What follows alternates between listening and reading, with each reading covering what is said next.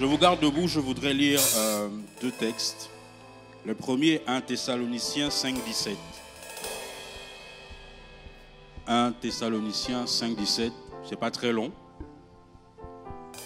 Au compte de 3. 1, 2, 3. On recommence au compte de 3. Je voudrais qu'on mette aussi Romains 8, 26. Romains 8, 26. De même aussi l'Esprit nous aide dans notre faiblesse, car nous ne savons pas ce qu'il nous convient de demander dans nos prières. Mais l'Esprit lui-même intercède par des soupirs inexprimables. Je voudrais qu'on honore la parole de Dieu par des acclamations.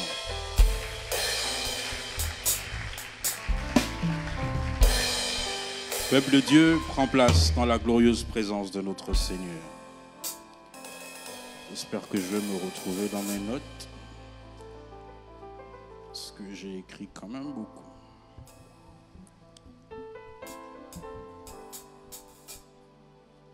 Éternel Dieu Tout-Puissant, Dieu de gloire, Saint-Esprit, je te rends toute la gloire avant même que tu ne me la partages, parce que je sais qu'elle te revient. Et Père éternel, je te demande ce midi de faire de moi l'instrument que tu as fait le choix d'utiliser pour bénir le plus grand nombre. Je fais le choix délibéré de disparaître afin que toi et ton seul nom soient glorifiés et que toi seul apparaisses. Saint-Esprit, prends le contrôle de ces moments, conduis-nous dans toute ta vérité. Saint-Esprit, instruis-nous sur la façon, le moyen par excellence de parler à notre Dieu pour être réellement connecté à notre Père et avoir des résultats à son image. Dispose notre esprit et nos âmes afin que nous t'entendions toi et toi seul. Et le peuple de Dieu dit Amen. Nous sommes dans la série Embrasé, la deuxième partie. Et ce dont nous allons parler ce matin, c'est le thème Parle-moi.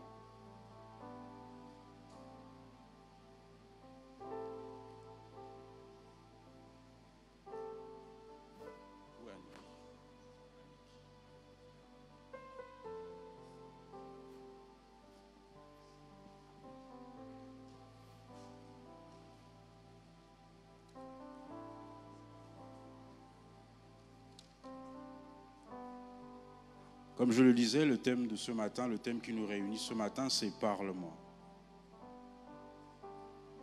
Dans mon introduction, je voudrais vous dire ceci. La prière, dans son sens religieux, est un acte de dévotion que l'homme adresse à une divinité, dans le but de l'adorer, de le vénérer ou de l'honorer. Mais la prière est aussi un ensemble de paroles, d'actes adressés à une entité céleste dans le but de lui faire part de nos désirs, de nos aspirations. La prière est donc une conversation que l'homme spirituel entretient avec le Dieu de sa foi. Parce qu'elle est dévotion, elle ne peut se faire sans la participation de notre cœur. Il y a l'esprit, mais où se trouve le cœur? Dans le dialogue. La Bible dit, tu aimeras le Seigneur ton Dieu de tout ton cœur, de toute ton âme et de toute ta pensée. Matthieu 22, 37. Prier Dieu serait donc parler avec Dieu à cœur ouvert. Cependant, si nous sommes des hommes et lui un Dieu, comment entretenir une conversation avec lui et surtout pourquoi? C'est dans cette optique que nous allons échanger aujourd'hui sur le terme « Parle-moi ».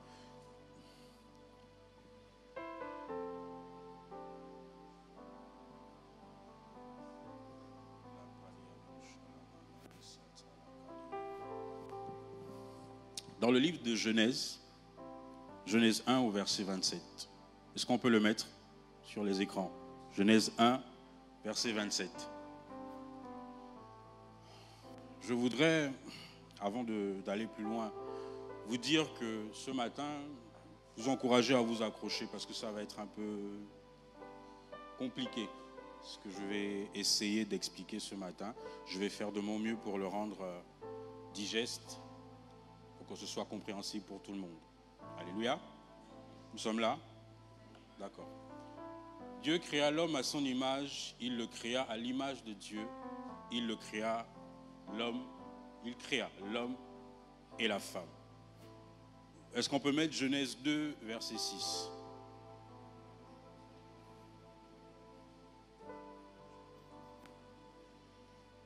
Mais une vapeur s'éleva de la terre et arrosa toute la surface du sol. Verset 7. L'Éternel Dieu forma l'homme de la poussière de la terre. Il souffla dans ses narines un souffle de vie et l'homme devint un être vivant. Ce dont il est question dans Genèse 1, c'est la création de l'homme. Dieu, dans son assemblée, décide qu'il faut créer l'homme. Mais la création dans Genèse 1 fait référence à l'hébreu bara. Bara, c'est la création à la dimension spirituelle. Ça veut dire que quand Genèse 1 parle de créer l'homme à son image et à sa ressemblance, il est question de créer l'homme esprit, l'homme semence spirituelle, l'homme bara, c'est-à-dire celui qui est totalement à l'image et à la ressemblance de Dieu. Dans Genèse 2, on dit Dieu créa l'homme, Genèse 2, verset 7. L'Éternel Dieu forma l'homme de la poussière de la terre et il souffla dans ses narines et un souffle de vie et l'homme devint un être vivant. Dans Genèse 2, c'est une création. Sauf que la dimension de cette création, c'est ce qu'on appelle en hébreu yatsar. C'est la dimension formation. C'est-à-dire que dans Genèse 1, Dieu bara l'homme, donc l'entité qu'on appelle homme ou ish. Et dans Genèse 2, l'homme yatsar. Donc Dieu donne une forme à ce qu'il a créé spirituellement d'abord. Pourquoi je commence en vous disant ceci? Parce que je veux mettre en évidence un fait concret.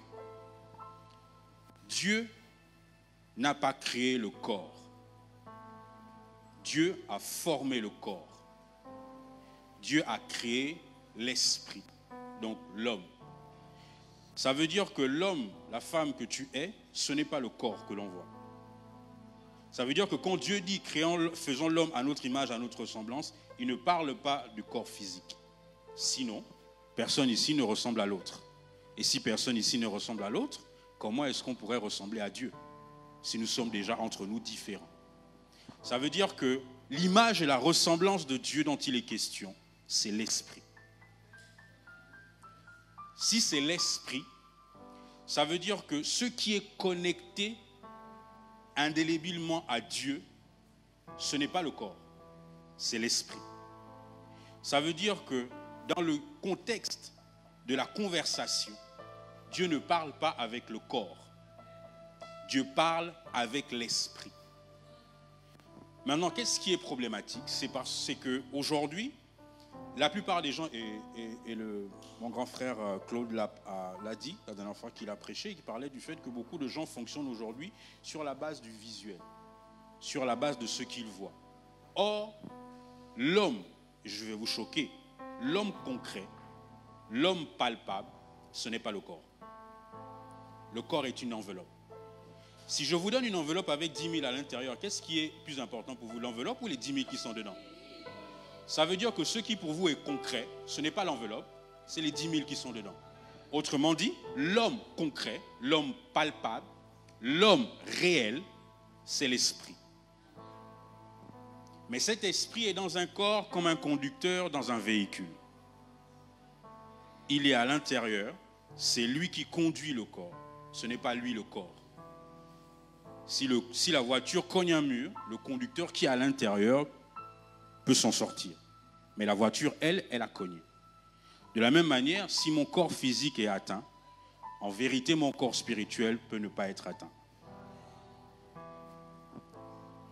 Pourquoi est-ce que c'est important? Parce que si vous comprenez ça, vous comprenez qu'en réalité, quand je parle à Dieu, la vérité, c'est que je peux parler à Dieu dans toutes circonstances. 1 Thessaloniciens 5, 17, est-ce qu'on peut mettre ça?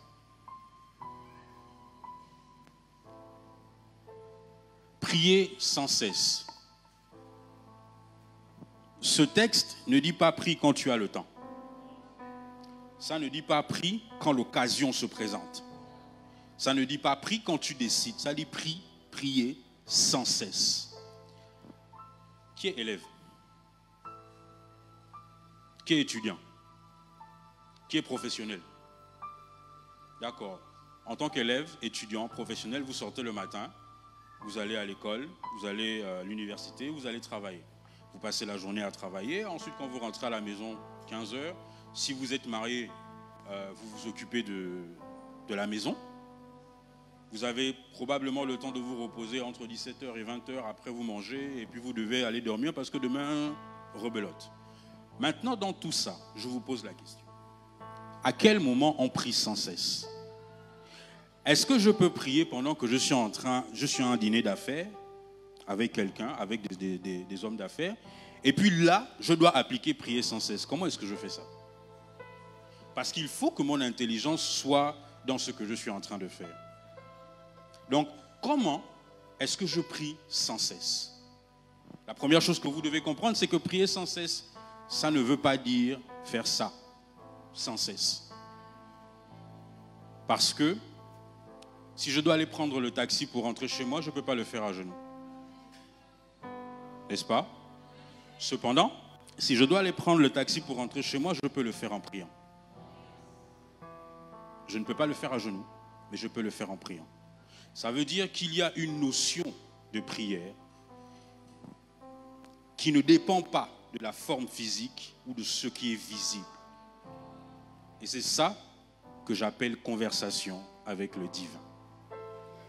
Cette conversation-là, elle est continuelle. Elle ne s'arrête pas. Pourquoi ça ne s'arrête pas? Alexandre, viens, s'il te plaît. Viens aussi, Sorel.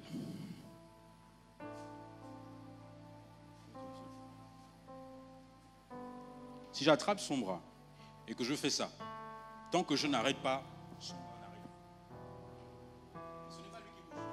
C'est moi qui bouge son bras. Mais tant que je décide que son bras ne s'arrête pas de bouger, son bras n'arrêtera pas de bouger, même s'il le veut. N'est-ce pas? Dieu parle. Dieu est le gros de ce qu'on voit. Lui, homme, il est une partie de Dieu. Je vais faire Dieu ce matin. Donc, quand moi j'attrape ça, la vérité, c'est que cette connexion que vous voyez, c'est simplement le fait que j'ai soufflé dans ses narines un souffle de vie. Et donc, il y a une partie de moi qui est à l'intérieur de lui. Donc, qu'il le veuille ou qu'il ne le veuille pas, si je bouge, il bouge. Si je vais là, il va là. Si je vais de ce côté, il va de ce côté parce qu'il est connecté à moi par mon esprit. Même s'il ne le veut pas. C'est dans ce genre de cas que vous avez souvent l'impression que je ne comprends pas, je veux aller à gauche, mais ça ne marche pas. C'est parce que ce n'est pas là-bas que Dieu est en train d'aller. Mais vous êtes simplement en train de faire la rébellion. L'homme est la seule créature, de mon point de vue, sur la terre qu'il pense qu'il s'est fait lui-même. Je ne pense pas qu'un chien vous dirait « je me suis fait moi-même ». L'homme est la seule créature, de mon point de vue. Vous voulez savoir pourquoi? Je vais essayer de vous dire.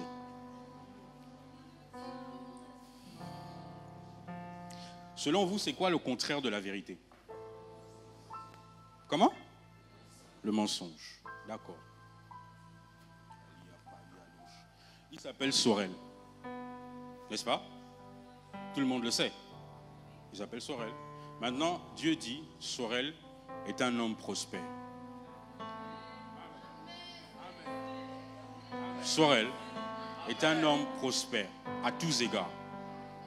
Ses finances, son âme, son corps, tous égards, Sorel est un homme prospère. C'est une vérité qui sort de la bouche de Dieu, n'est-ce pas?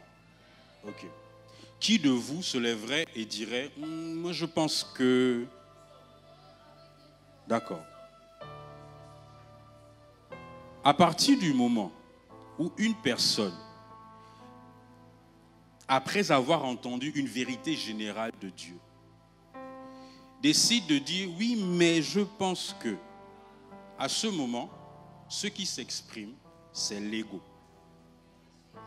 C'est-à-dire le caractère individuel de la personne, qui, à ce moment-là, décide de ne pas épouser la pensée générale, mais d'exprimer une pensée qui est sienne.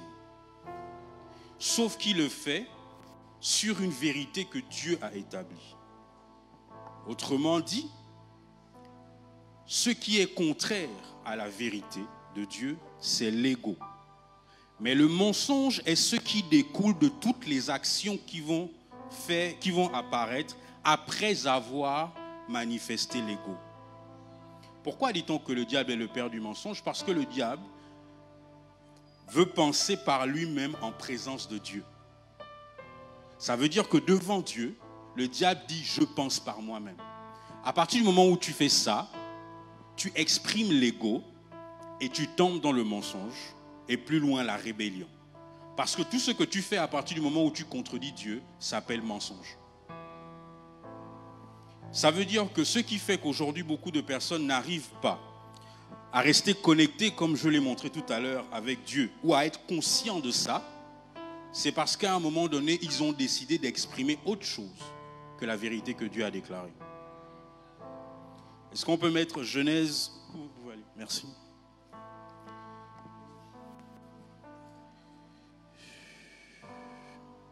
Le papa l'a bousculé mon message.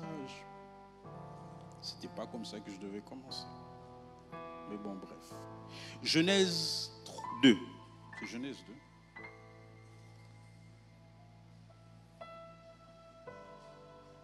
Genèse 4, 6 à 8.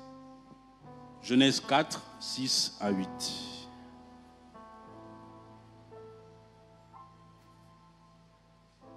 Et l'Éternel dit à Caïn, « Pourquoi es-tu irrité et pourquoi ton visage est-il abattu? Certainement, si tu agis bien, tu relèveras ton visage. Et si tu agis mal, le péché se couche à ta porte. Et ses désirs se portent vers toi, mais toi, domine sur lui. Cependant, quelqu'un dit cependant. Dites bien cependant. Cependant, Caïn adressa la parole à son frère Abel, mais comme il était dans les champs, Caïn se jeta sur son frère Abel et le tua. Ce qui me choque dans ce passage, c'est le début. Le passage commence par « Cependant, Caïn adressa la parole à son frère ». Si on revient sur le verset 7, certainement si tu fais bien, si tu agis bien, tu relèveras ton visage, et si tu agis mal, le péché se couche à ta porte. Ce qui est en train de se passer là, c'est que Dieu est en train de parler à Caïn. Dieu est en train de dire à Caïn, voici ce qui se passe dans ton cœur. Si tu m'écoutes, si tu relèves la tête, voici ce qui se passera. Mais ce qui me choque, c'est parce que, verset 8, le verset commence par « cependant ». Cependant est un adverbe qui, lorsqu'il est utilisé, met en évidence la contradiction qu'il y a entre ce qui se fait et ce qui est énoncé préalablement. Ça veut dire que quand la Bible dit « cependant », ça veut dire que pendant que Dieu est en train de parler à Caïn, Caïn est en train de parler à son frère. Autrement dit, ce qui emmène Caïn à laisser ses émotions le submerger jusqu'à tuer son frère, c'est parce que pendant que Dieu parle, lui il parle. Il n'écoute pas Dieu, il parle. Ça vous est déjà arrivé d'être dans une situation compliquée, frustrante, et vous essayez d'entendre la voix de Dieu. Mais bizarrement, ce sont vos émotions qui parlent.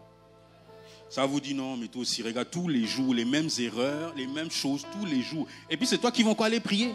Et puis c'est toi qui vas encore aller demander à Dieu que donne-moi ci, donne-moi ci, donne-moi ça. Ce n'est pas un homme extérieur qui parle, c'est un homme à l'intérieur de vous qui parle. Sauf que cet homme-là, quand il parle, il vous dit le contraire de ce que Dieu dit. Parce que Dieu dit, je ne te condamne pas. Dieu dit, je suis avec toi. Dieu dit, je te soutiens. Dieu dit, je suis ton secours.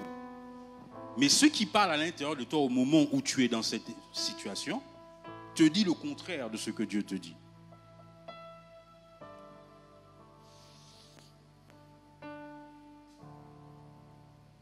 Dans le contexte d'avoir une conversation avec Dieu, nous devons avoir cette conversation pour deux raisons. Je vous encourage à noter. La première raison, c'est parce que nous sommes sortis de Dieu et que nous sommes connectés à lui, que nous le voulions ou pas. Nous sommes sortis de Dieu. La deuxième raison, c'est qu'à l'exemple de Caïn, si Caïn avait fait le choix d'écouter au lieu de parler pendant que Dieu parle, il aurait sauvé la vie. Enfin, Abel aurait eu la vie sauve. Et Caïn n'aurait peut-être pas été maudit. Ça veut dire que parler à Dieu préserve ma vie. Si la prière, c'est la respiration du chrétien, ça veut dire que prier, c'est respirer le divin sur la terre. Ça veut dire que quand tu pries, tu attires à toi l'atmosphère du ciel. Autrement dit, je peux être là avec vous, mais parce que j'ai une relation particulière avec Dieu, je ne respire pas le même air que vous. C'est possible. D'ailleurs, la Bible dit, dans les derniers temps, 2 seront sur le même lit, un sera pris et l'autre non. Pourquoi? S'ils sont sur le même lit, dans la même chambre, pourquoi un est pris et l'autre non? Parce que vous devez savoir, c'est que ce qui vous rend différent des autres, ce n'est pas votre forme. Ce n'est pas votre esprit, puisque nous avons tous l'esprit de Dieu. C'est votre connexion avec le divin. Comment vous vous connectez à Dieu? Comment est-ce que vous acceptez de vous soumettre à la parole de Dieu? C'est ça qui fait la différence. Je vais vous montrer un autre exemple.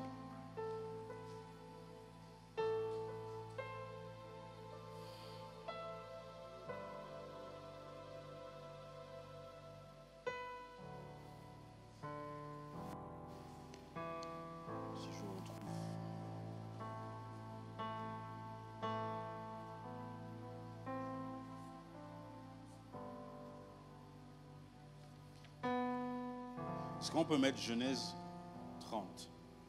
Genèse 30. On va prier tout à l'heure.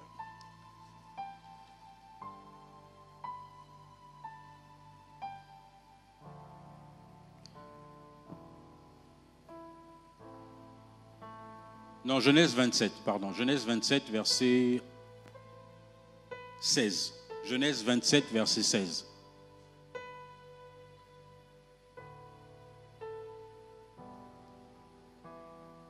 Reviens au verset 14. Jacob alla prendre et les apporta. Verset 13.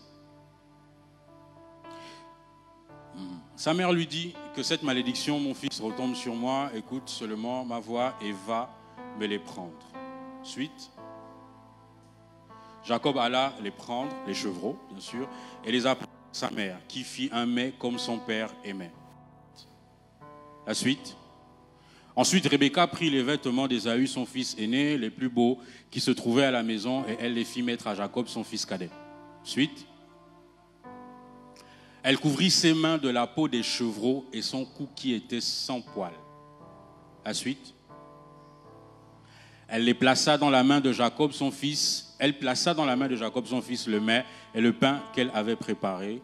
La suite. Il vint vers son père et dit, mon père... Et Isaac dit, mon fils, me voici, qui es-tu, mon fils? Suite. Jacob répondit à son père, je suis Ésaü, ton fils aîné. J'ai fait ce que tu m'as dit. Lève-toi, je te prie, assieds-toi et mange de mon gibier, afin que ton âme me bénisse. Il y a une portion d'écriture dans ce texte qui m'a dérangé. C'est que, au départ, on dit que Rebecca a demandé à Jacob d'aller tuer des chevreaux. Il allait d'aller prendre des chevreaux, elle les a tués, elle les a préparés. Et puis après, on dit, elle a pris la peau des chevreaux et elle les a mis sur Jacob. Qui a déjà fait la cuisine ici? Vous avez déjà préparé de la viande rouge. La viande rouge a une odeur. C'est d'ailleurs cette odeur qu'on retrouve sur le cuir quand la peau a séché. La viande rouge sent fort. Maintenant, ce qui, moi, me dérange, c'est que Jacob a la peau des chevreaux fraîchement tués sur lui. Mais quand il rentre dans la présence d'Isaac, ça ne dérange pas Isaac. L'odeur de la viande tuée ne dérange pas Isaac. Moi, j'aurais pensé que quelqu'un qui rentre avec de la nourriture, de la viande fraîchement tuée sur lui, qui rentre dans une pièce, c'est-à-dire tout le monde va quand même se poser la question, mais c'est quoi cette odeur? C'est quoi cette odeur? Mais la Bible ne dit rien sur ça. C'est-à-dire que pour Isaac, ce n'était pas un problème. Est-ce que vous voulez savoir pourquoi pour Isaac, ce n'était pas un problème? Pour Isaac, ce n'était pas un problème parce que Ésaü est un chasseur. Isaac sait que Ésaü est habitué à l'odeur du sang. Isaac sait que Ésaü se balade très souvent avec l'odeur du sang parce que Ésaü est un chasseur. Qu'est-ce que je veux dire? Ce que je veux dire, c'est qu'une odeur, l'intimité avec Dieu peut te donner l'odeur de son Fils. Parce que tu passes du temps dans la prière, dans la conversation avec Dieu. D'ailleurs, la Bible dit, il a pris nos péchés, il nous a donné sa sainteté. Ça veut dire, plus je passe du temps à parler avec Dieu, plus je vais avoir l'odeur du Fils de Dieu sur moi. Plus j'ai l'odeur du Fils de Dieu sur moi, plus les portes vont s'ouvrir pour moi. Ça veut dire qu'il y a des choses qui me sont accessibles. Ce n'est pas parce que je fais des sacrifices plus que les autres. C'est juste parce que j'ai accepté à un moment donné de parler avec Dieu.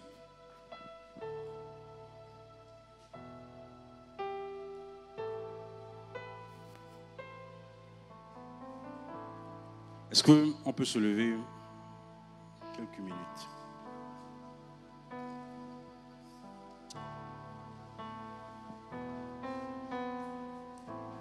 Mon Père,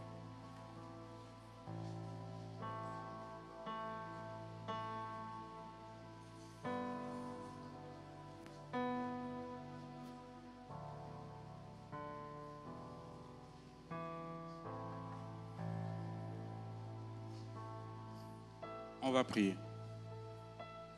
Parce que je le sens dans mon esprit. D'ailleurs, comme je l'ai dit tout à l'heure, ce n'était pas comme ça que j'avais prévu mon message. Il a tout fait comme il a voulu faire, c'est pas grave. C'est pour lui, c'est son message de toutes les façons.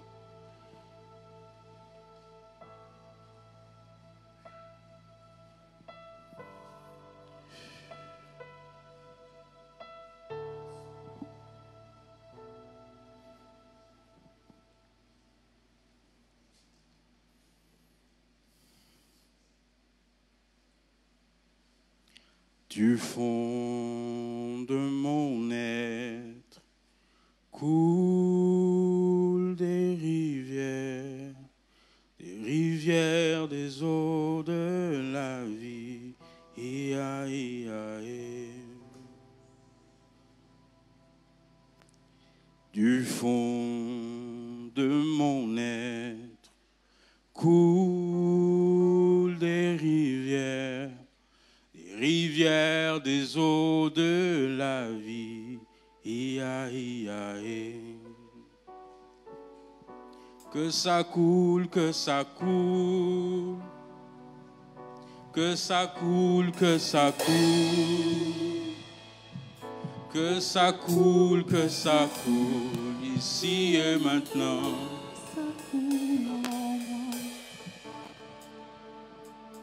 Que ça coule, que ça coule. Paliadosa. Que ça coule, que ça coule. Kadia palialeka. Que ça coule, que ça coule. Lipalo shataramalesa diapados. Je voudrais que tu, en cette présence, que tu élèves ta voix, que tu demandes à Dieu de te parler. Si tes oreilles sont fermées, Je te demande de demander à Dieu de t'aider à les ouvrir pour qu'enfin tu puisses l'entendre. Allons-y, allons-y. Allons-y. Allons-y.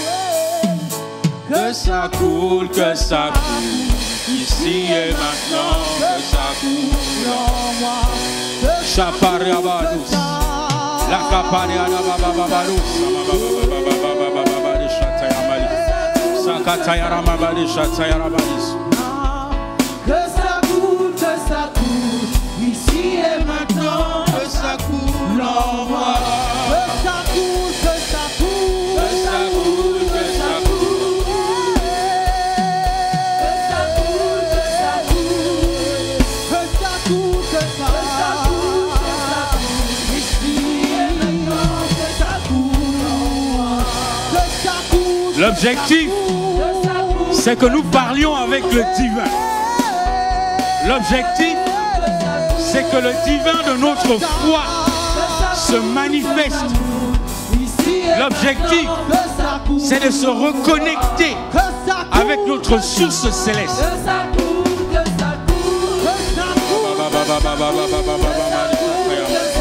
Les pradous chapari aleka, les papababababa, les chambababalis, les cadeaux.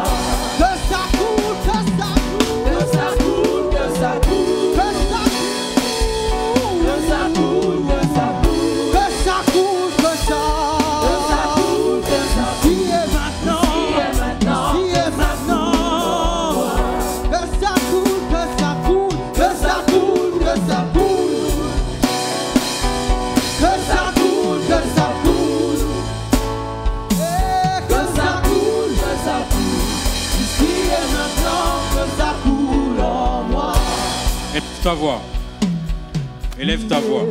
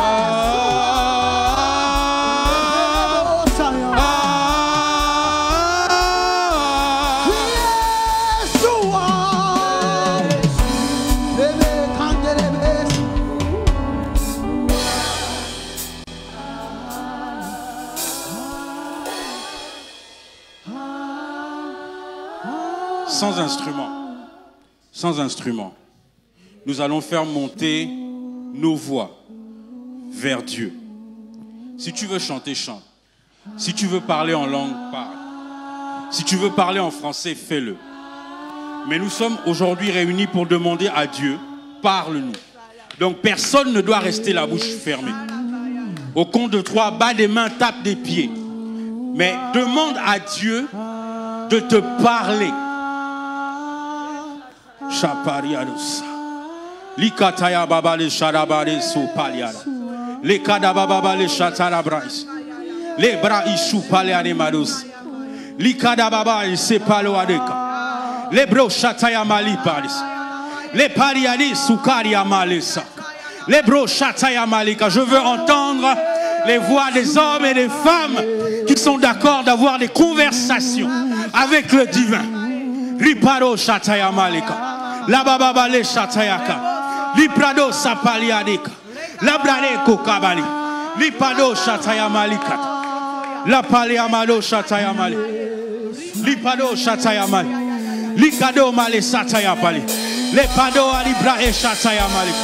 Le pado satya mali. Libro chataya mali.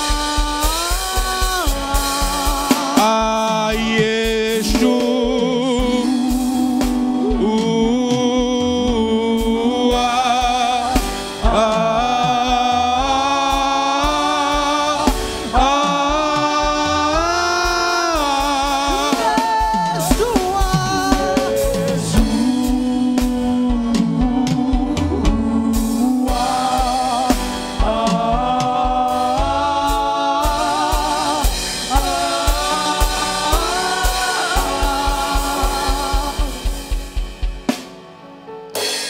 Tu sais que parler avec Dieu, c'est quelque chose de incompréhensible pour toi, ou tu as perdu l'habitude de l'entendre. Lève ta main. Tu veux réapprendre à entendre et à parler avec Dieu. Venez, les leaders vont prier pour vous. Je voudrais vous rappeler ceci. À l'entame de mes propos, je vous ai clairement signifié qu'en tant qu'hommes et femmes spirituels, ce qui est plus important pour nous, ce qui est d'abord primordial, c'est de comprendre que les formes que nous avons ne sont pas ce qui nous définit. Ce qui nous définit, c'est l'esprit qui est à l'intérieur de nous. Cet esprit, c'est le souffle divin. C'est différent du Saint-Esprit, parce que ce souffle-là, c'est une partie de Dieu, mais qui donne la vie au corps. Vous devez comprendre que le toucher qui a eu lieu n'est pas un toucher corporel. Ce n'est pas vos corps qui ont été touchés. Ce sont vos esprits qui ont été touchés. Et donc vous devez, quand vous allez rentrer chez vous, continuer à parler à Dieu. Continuez à essayer de parler à Dieu jusqu'à ce qu'il vous réponde. Jusqu'à ce que vous soyez capable d'entendre sa voix audiblement dans votre cœur ou dans votre esprit. C'est gage de votre sécurité. Parce que celui qui entend Dieu a de l'avance sur tout ce qui arrive. Pour finir, le thème c'était « Parle-moi ».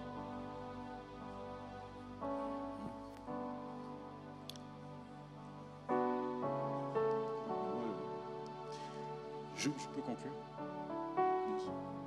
D'accord. Le révérend m'a permis de conclure. Pour finir, je voudrais vous dire ceci. Parle-moi, c'est l'expression de l'homme au divin. C'est l'homme qui demande à Dieu de lui parler. Mais lorsque ce thème est venu dans mon esprit, c'était le contraire. C'était le divin qui me disait, je veux t'aider, parle-moi. Je veux marcher avec toi, parle-moi. Et donc, et si le message que Dieu vous avait envoyé ce matin, c'était « Je veux t'aider, il faut que tu me parles ». Je vais vous laisser avec ceci. Merci de m'avoir écouté et que Dieu vous bénisse.